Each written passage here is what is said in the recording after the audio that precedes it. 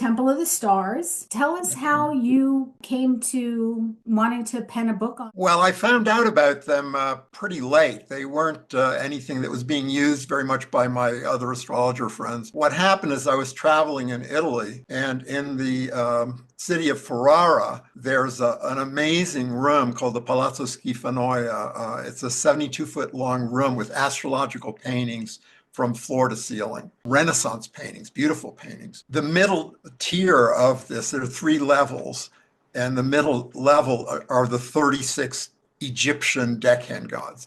So I'd never even heard of Egyptian deccan gods, but since I've been into Egypt my entire life, this seemed really interesting. So I bought a book at the gift shop that was on the paintings in Italian, and I read Italian. And so then I got really interested in it. I was living in Vermont, and I ended up traveling down to Brown University in Providence and copying books in German on the decans, academic books. Then I hired a tutor to teach me German so I could read these things. I was like very obsessed. And I've spent, 30 years on this stuff. I mean, this isn't something that, I got into recently. The book is basically still for modern astrologers. Aside from that, is there any other angle of the research that you put into? For instance, I spent 2 full weeks in the Library of Congress just reading absolutely everything that I could. And it was actually useful because I found one book that actually really understood what the Egyptian decans were about in ancient Egypt. And so out of all of that 2 weeks, there was just this one book, but the one book was like, the key to the whole thing. So what is the nature of ancient Egyptian astrology?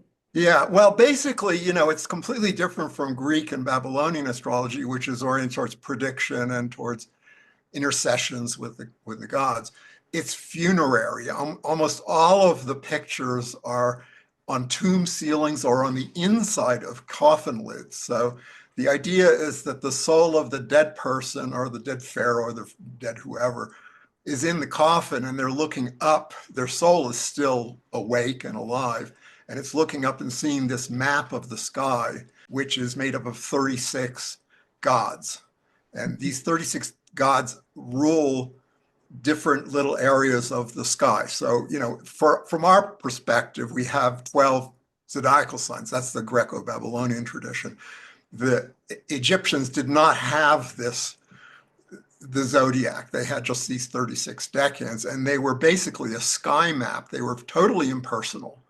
They were just a sky map to show the soul where it was about to go and to get the protection of those gods when it went through there, because the Egyptian idea of the travels after death were full of dangers. Now, the basic idea was that if the soul of the dead could catch up with the sunboat of Ra, which is the sun, basically, then it would join with a light force, and at dawn would be resurrected with the light force and become an immortal Akh. It was called an Akh, A-K-H, which is kind of a star being, but it's an immortal soul, basically. So this was a very esoteric part of the religion, and it wasn't commonly talked about. But when the Greeks took over, they incorporated it into their own more mathematically derived system, and it had a wide popularity in almost all the ancient world, all the way to India and China and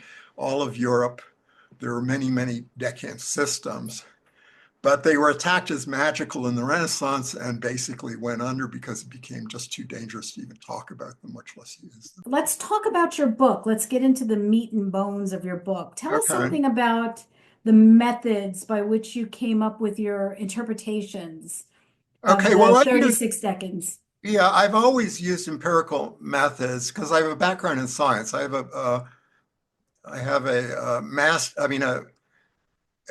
BA in biochemistry and a PhD in the history of science. And so I understand science very well. And so I've always tried to use methods which are at least quasi-scientific, because then you can build on yourself, basically. You're getting much more stable information, basically. So what I do is for the decans, each decan I would collect, say, 200 famous people that had the sun in the first decan of Aries, and 200 famous people that had the moon there, that had Venus there, that whatever. And then, so then I had all the planets, and then I would analyze the list separately, and I would analyze them repeatedly.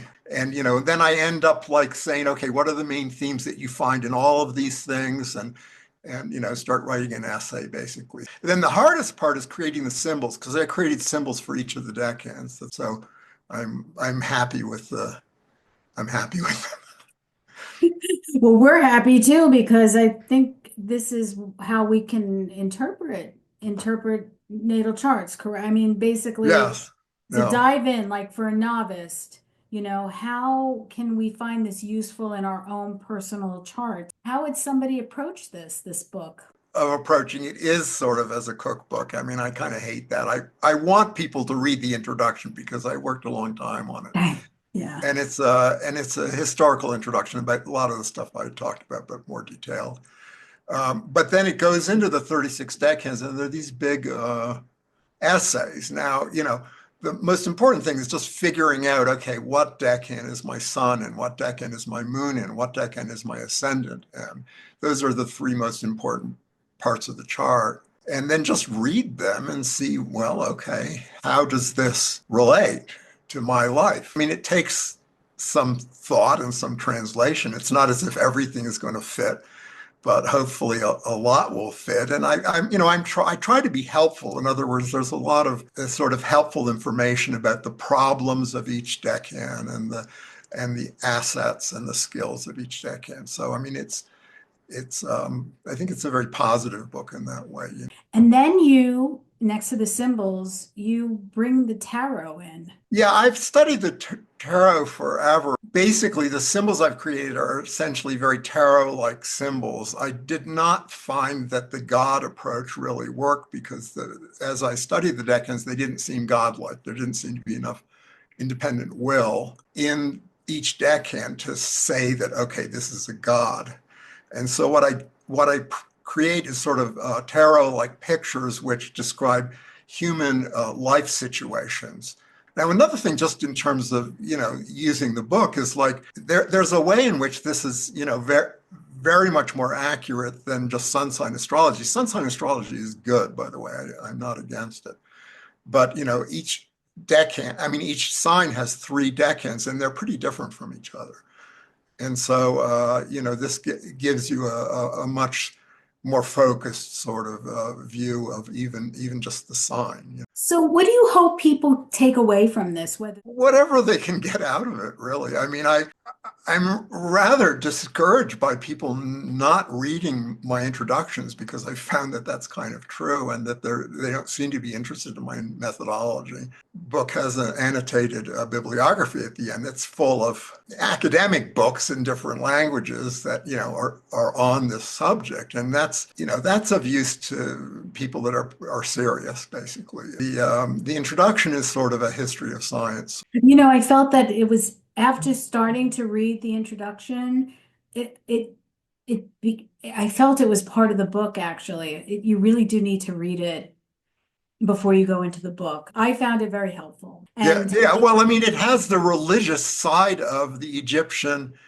astrological thing, which, first of all, is super interesting. I mean, it's like, and I'll say something else too, is a lot of the stuff that's on Egyptian astrology is just really, really inaccurate. There's this tendency in a number of books, for instance, to see the Egyptian culture as way more mathematical than it actually was.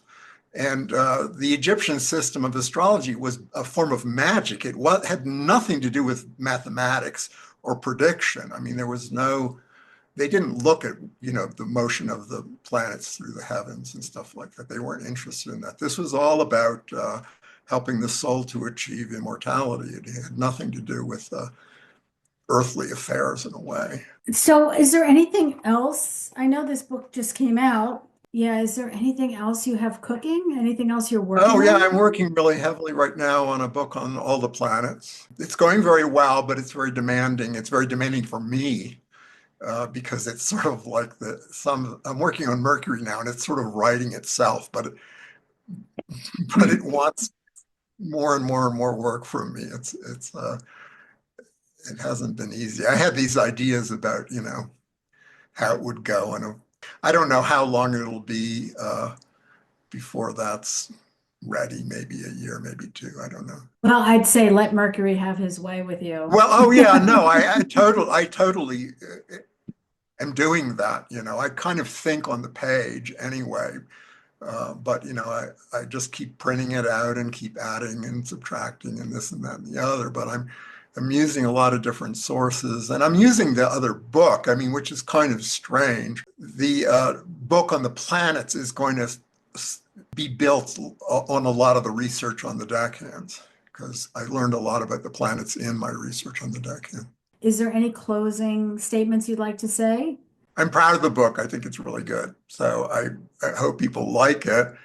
And as I said, whatever you can take from it. And, I try to write clearly, but it's not beginner stuff exactly, but anyone can get a lot out of it. It's actually a beautiful book. It's so lovely that you could leave it on the coffee table. First of all, it's hardcover, which is the first book I've had. This is my fifth book, and it was my first hardcover book, and it just feels really nice. And then the It cover does. and the back cover is just great. And I remember at the very end, I asked the publisher, I said, why don't you do something? Why don't you put pyramids on the back cover, and stars? And like they went, okay. And they did. And it's like, oh, wow. So it was like, it all came together very nicely. Bravo. It's really a lovely book, and I think everyone should, if you have an occult library, you really should have the book. No, yeah, it's as far